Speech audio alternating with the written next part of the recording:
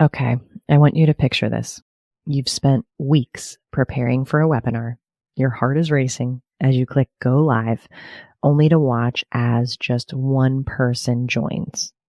Or you're at a networking event, confidently handing out business cards to promising prospects who smile, they take your card, and then silence, nothing but crickets. You never hear from them. In that gut-wrenching moment, your mind floods with questions. What did I do wrong? Why isn't this working? Am I fooling myself to think I can succeed as an entrepreneur? These seemingly innocent questions are actually sabotaging your success without you even realizing it. What most entrepreneurs don't know is that the specific questions we ask ourselves in these make or break moments are the hidden determinants of our business growth or our business failure, unfortunately. So in this episode, I'm going to be talking about an invisible force that's either propelling top entrepreneurs forward or keeping others stuck in a cycle of frustration. You'll discover why we default to disempowering questions and exactly how to rewire this pattern with an easy to use framework that will change how you approach every challenge and, yes, failure. By the end, you'll have a practical formula to transform any business obstacle or setback into your next breakthrough simply by changing the questions you ask. Welcome to How to Quit Your Job, a mom's guide to creating a life and business you love. It's a podcast that helps working moms just like you optimize your time, manage your mind, and start a business that helps you create more freedom, flexibility, and yes, fun. I'm business and mindset coach Jenna Reichel, and I offer practical tips to help you ditch the 9-to-5. I've been exactly where you are, and I know what it takes to make the transition without trading one form of burnout for another. So let's get started. Hi, mom friends. Spring is right around the corner, so hang on. We've been getting small glimpses of sun where I'm at, and it gives me hope. I love those warmer summer months, hiking with the kids and making the most of the outdoors.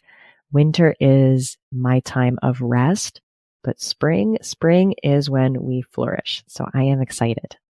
Today, we're going to talk about questions, and they say there are no bad questions, but I'm going to disagree. Not all questions are created equal. There are high quality questions and low quality questions. Okay. The questions you ask yourself literally shape your reality. I'm always talking about the importance of thoughts because our thoughts produce our feelings. And when we feel energized and excited, we produce better results than when we're feeling deflated and discouraged. And if you want more insights on that, check out episode 8. But questions are a special type of thought. When we ask, what's wrong with me? What we're really thinking is something is wrong with me, right? Or I'm not capable. When we ask, why isn't this working? We're really judging ourselves thinking this won't work, or I'm not good enough, or I'm not capable of figuring this out. And I want to share a real example. I talked about the example of a webinar and only one person showing up, right? So I recently hosted a webinar. Registrations were lower than I'd seen for past events, and fewer people had visited the landing page in general, even though my marketing process hadn't changed much, right? The immediate question that popped into my mind was, why aren't people signing up? And this question seems innocent, but it's actually low quality. Even as I was asking it, I was judging myself and the process. Right behind that question, I was thinking about all the reasons why I'm not good at webinars, blaming algorithms, blaming emails going to spam, not having enough social media visibility, right? That low quality question had me blaming factors outside of my control and put me in a discouraged funk. Okay. Not only did I want to avoid digging into solutions, I was far from excited to host another webinar. So why is a low quality question our default? Because disempowering questions are automatic. They don't require us being intentional. They're our brain's lazy mode. I mean, they're also a protection mechanism, just like the self-defeating thoughts that we have, right? Questions work the same way. These automatic questions They're not going away. So we will need a system to challenge ourselves to ask better ones, because with better questions, we will get better answers. So this is where the power question method comes in. When you hit any obstacle, challenge, or failure in a business or life, I want you to run through 5 types of questions. Each of these are empowering in their own way. The first type of question is a possibility question. Possibility questions open your mind to options you haven't considered. They move you forward. They move you from a fixed mindset to a growth mindset. Okay. So instead of asking something like, why isn't this working? Ask what's possible that I haven't considered yet. Okay. See even just the feeling that changes and shifts as we ask that different question. When I faced low webinar attendance, I shifted from the question, why aren't people signing up, to what do I need to change in my webinar to increase attendance? The possibility of increased attendance and a thoughtful question about what's in my control to change. And this led me to brainstorming new topics that appealed to my audience, right? So other examples could be things like, instead of why can't I afford to hire help, maybe asking what creative ways could I bring support into my business or life? Instead of asking why is my social media growth so low, ask what unconventional content might captivate my ideal audience. The next type of question is an ownership question. Ownership questions put you back in the driver's seat. They focus on what you can control rather than external circumstances. So instead of why is the algorithm working against me, asking what part of this situation can I influence or control? Let's say you are struggling with consistent clients. The question you might automatically ask yourself is, why is my business always feast or famine? Right? And you can shift that question to, how can I create a marketing system that generates leads even during quiet periods? And that question might lead to things like a referral program. It might lead to things like starting a podcast. It might lead to a lead magnet, like I talked about in episode 43. So other examples of this could be things like, we might ask, why don't people respond to my emails? And instead asking a question like, how can I make my communication more compelling? Right? Instead of why is my industry so competitive, we can ask, what unique value can I offer that others don't? So I hope you're seeing the difference here. In the first question, our brain wants to think of all the reasons, the negative reasons that keep us stuck, right? When we ask, why is my industry so competitive? We think about all the reasons that it's working against us, instead of a solution and forward thinking perspective of, okay, maybe my industry is competitive, but what unique value can I offer? What makes me unique in this competitive industry? And our brains love those types of questions. They just light up. So those are the first 2 types of questions. The third is, in the acronym POWER, is W, wisdom questions. So wisdom questions extract the learning from every experience. Okay. They transform setbacks and challenges from what we all might automatically think as failures into data. And I've talked about this plenty of time before, right? So instead of asking the question of, why did I waste my time on this? We might ask, what can I learn from this experience? One of my favorite questions to ask when a challenge or an obstacle presents itself is, how is this my teacher? Right? What is this trying to teach me? And that's in life and business. When my toddler is having a meltdown, being able to pause and say, instead of saying something like, what's wrong with him? Why is he acting like this? Being able to step back and say, how is this my teacher? What is this trying to teach me? Oftentimes it's something like patience, of course, or something like how to take that challenge and figure out what I can do differently in order to support my kiddo in those really, really big feeling moments. Are you feeling the pull to start your own business but aren't sure even where to begin? I've created a free step-by-step workbook specifically for moms like you who want to transform their entrepreneurial dreams into reality.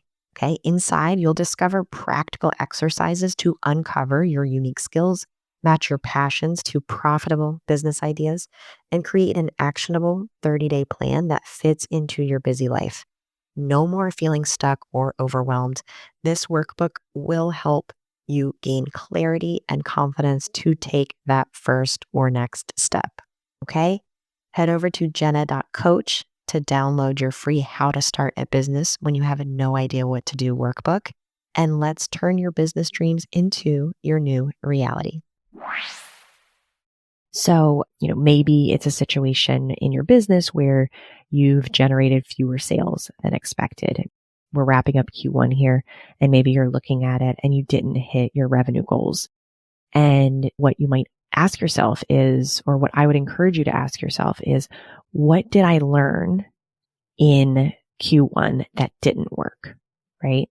What did work in Q1? Maybe you have fewer sales, but you have sales. And so what did work and what didn't work? What did I learn from fewer sales? Other examples of this might be, instead of saying, why did a client leave or why did a client not sign up, asking what feedback from this experience can improve my service, right? This is also a really good springboard to figure out ways to get feedback from clients in certain situations. So if a client says no on a consult, or if a client ends the service at any time, a client ends the service, thinking about how do I get feedback? How do I get more data points so that I can learn from this experience? I've talked about this before, but it's always putting a scientific hat on, that scientist hat, and being able to collect as many data points as possible. The next type of question is an expansion question. These stretch your thinking beyond your current limitations. Okay. They help you envision bigger possibilities for your business. So instead of how do I meet this month's goals, you can ask yourself, what would I need to believe to double my income?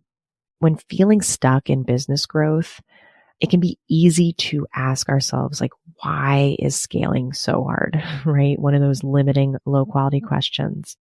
But shifting it to something like, how would my business operate if serving 100 clients were effortless or easy or simple, right?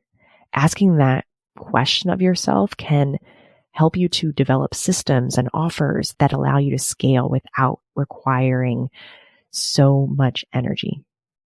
The next and last type of question is a resolution question.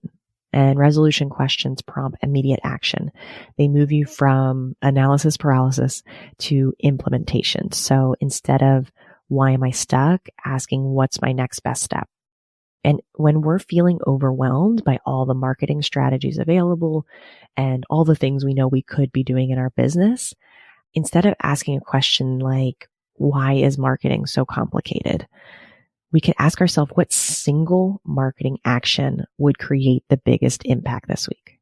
This allows you to focus energy on high leverage activities instead of scattered efforts, trying to do it all.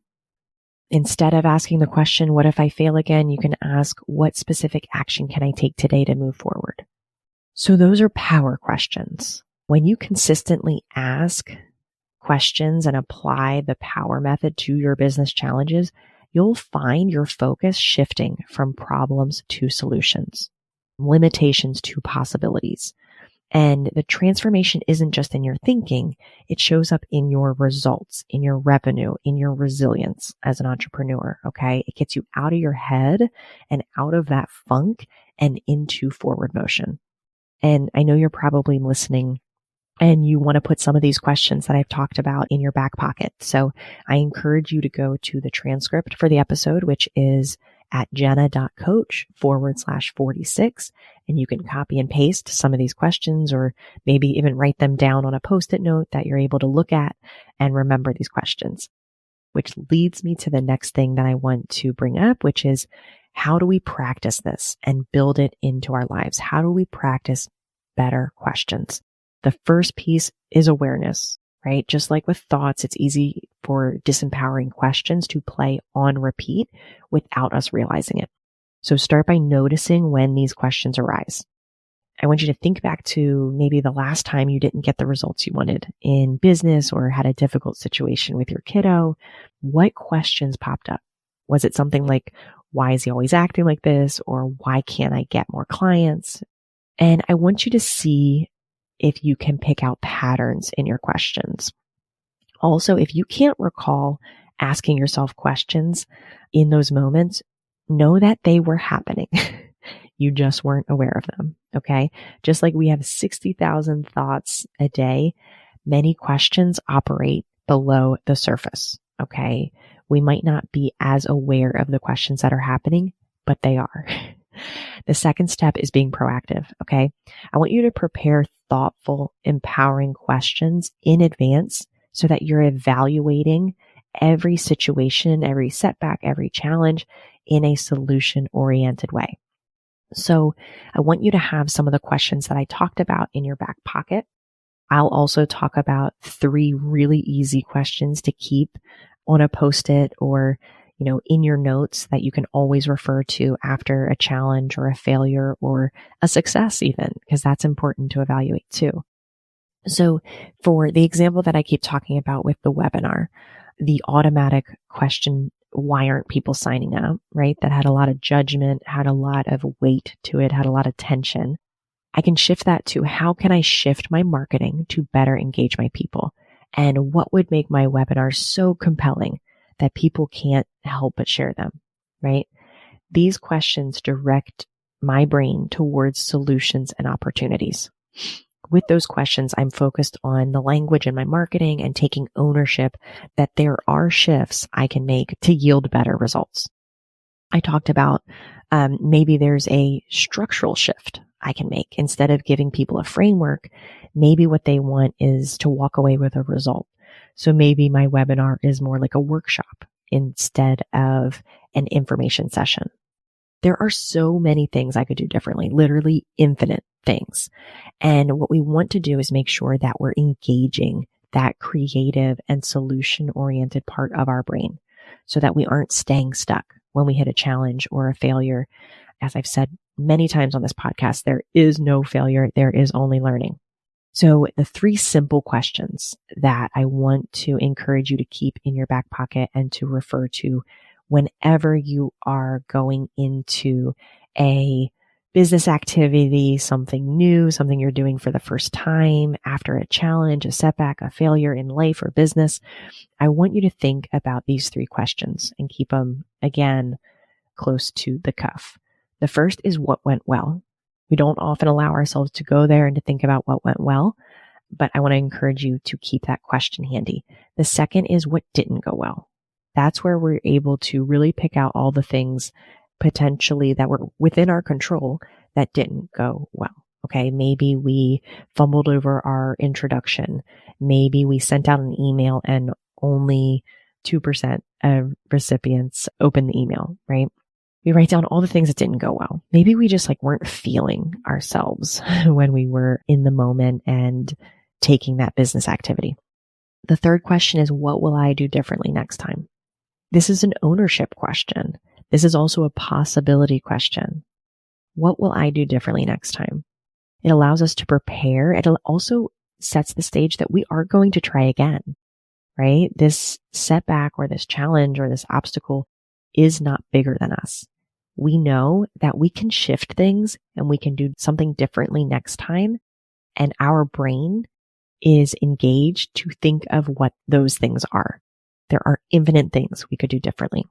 The beauty of these prepared questions is that they put you in that evaluation mode with your scientist hat on. You're no longer taking results personally or making them mean something negative about you or the business. You are simply gathering data to improve, okay? The quality of your life and business is directly determined by the quality of questions you consistently ask yourself, okay? Better questions lead to better answers, which create better actions and ultimately better results, okay? So I want to challenge you this week to catch yourself asking those disempowering questions that we all do right? Nothing's wrong with you. Don't ask the question, what's wrong with me, right?